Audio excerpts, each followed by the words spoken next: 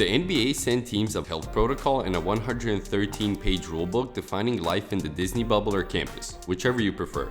The document is so detailed, it explicitly mandated players shouldn't play table tennis in doubles, share snorkels, or fiddle with mouth guards. Talk about overkill. Such overregulation is absurd for two reasons. First of all, the integrity of the bubble is most dependent on the personal responsibility of everyone involved. You can't think of every scenario and define it in a rulebook. Secondly, it's okay to play basketball and sweat all over the place. Post up, double team, share one ball, etc. But table tennis is too risky? 113 pages are probably a result of lawyers covering as many bases for future litigation and trying to stress the importance of minimizing the risk of transferring the virus in case you have it. That's why not all 30 teams are going back to Orlando. The NBA wants as few people in the bubble as possible. Sam Smith thinks that this is a mistake. I believe he did the best he could in his view, but his decision to eliminate 8 teams from at least playing a few games is devastating to those teams and the legacy of the NBA as a welcoming and open fair league.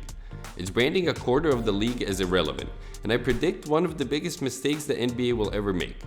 Having some player families attend in Orlando and eliminate some teams is unfair.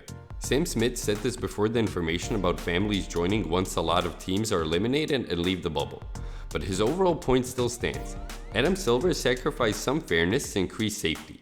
That's why 22 teams makes no sense if health and safety are your number one criteria.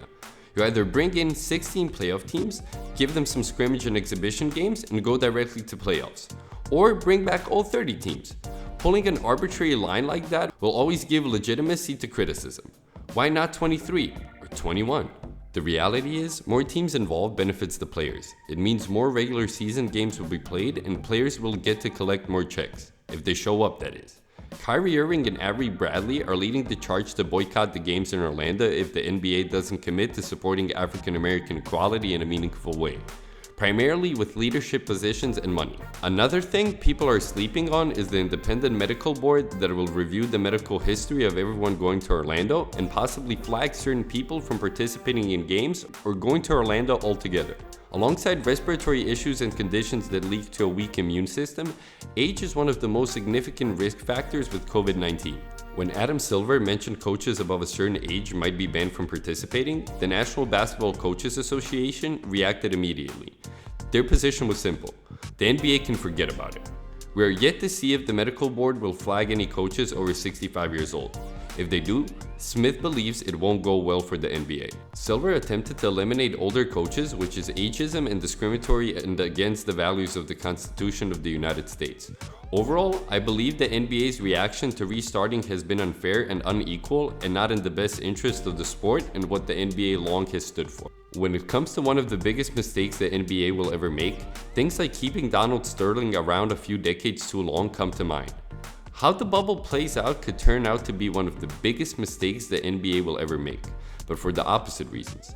Reducing the number of teams in the bubble is responsible, but letting some non-playoff teams participate and others not is unfair. That is a mistake. If the NBA wanted to finish the season, they should have just had playoff teams play a set of exhibition games and then the playoffs. Playing these regular season games to get most teams to 70 games played is just a money grab that unnecessarily increases risk.